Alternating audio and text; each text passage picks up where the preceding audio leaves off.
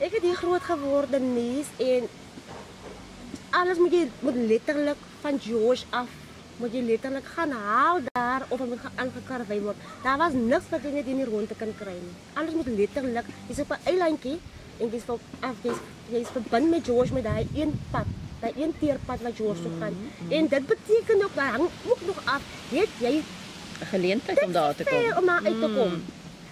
Je kan niet pas dat je gaat naar George toe gaan, bibliotheek toe nie. Ons het gesukkel om te studeren. Want ons moet zorgen dat je bij bus is. Als je niet bij bus is, nie, dan gaan je lopen bij je toe. Want jy kon nie biblioteek toe gaan. Jy kon nie. So jy moet maar jou eie imagination gebruik om jou take gedoen te kry. En daar is niks regtig niks. Ja. So ons het regtig, ek kan nie dink ons deur matriek gekom het. Maar ons het maar dit was baie moeilik geweest regtig. Dit is baie moeilik. Ek sê vir hulle ons alles in hierdie goue era gebore. Hulle moet dit net gebruik. Dis al dis die by jou vingerpunte vat dit net in gebruik as jy. Dis al wat hulle moet doen.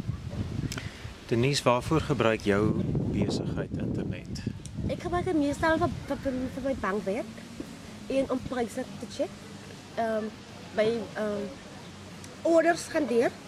Ek stuur my orders deur. Ek kry kwotages, ek kry pryslyste. Ek doen omtrent alles op die internet. Ek kan nie aan 'n winkel instap en ek gaan koop nie. Ek e-mail vir hulle, stuur my op my pryslyste deur. Ek merk wat ek wil hê, ek stuur my order deur vir hulle. Hulle kom lewer dit af. Of as ek besluit ons gaan dit self gaan haal, dan staan dit klaar reg, is net vir betaal wat jy goed en gaan. Dit is 100 maal makliker as in die begin. 100 maal makliker. Want alles is die internet geld ook plaas van bankrekening tot bankrekening. Ons gebruik die internet omtrent vir alles. Vir alles. En weet jy jou geleer om die internet te gebruik? Moi! Weet ek is een van die mense wat vroeger nuuskierig is. As ek 'n ding sien en dit is nie belangrijk, dan gaan ek probeer om soveel as moontlik Uit te vind daarvan. Ek het 'n probleem met my man gehad. Ek het altyd vir hom gesê hy is van hy soort daai agterosse.